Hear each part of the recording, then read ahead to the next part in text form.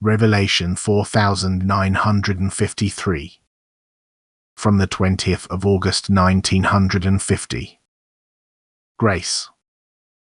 Whoever has experienced God's grace in himself should also take care that others come into his possession, and this is already a sign that it has become effective in him.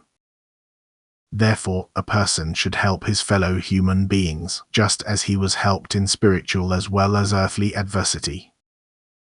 Help in earthly adversity is a work of unselfish neighborly love and at the same time a sure means of securing a treasure of grace, and man then uses this again to help in spiritual adversity. God gives his grace to the humble.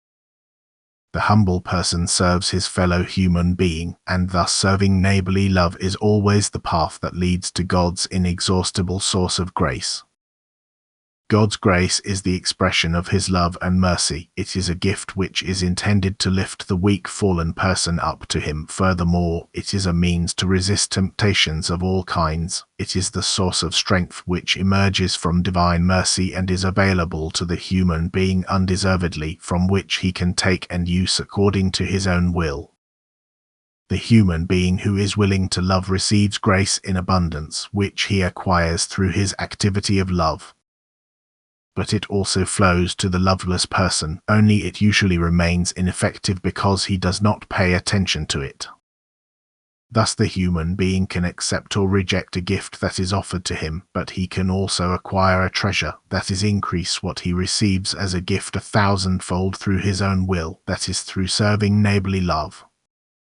Grace is everything that God bestows on man so that he may become blessed.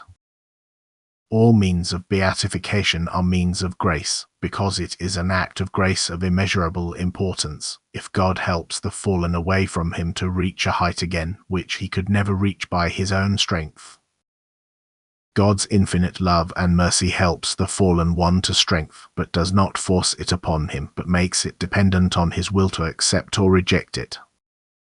Everything is there for grace which promotes the spiritual's ascent development, except that grace cannot be rejected in the preliminary stages, whereas the spiritual, which is embodied as a human being, is free to make use of it or to disregard it. And it follows that every person can become blissfully happy if he wants to. Because everyone can also make use of grace if he wants to, and no one will go empty-handed as long as he stays on earth as a human being.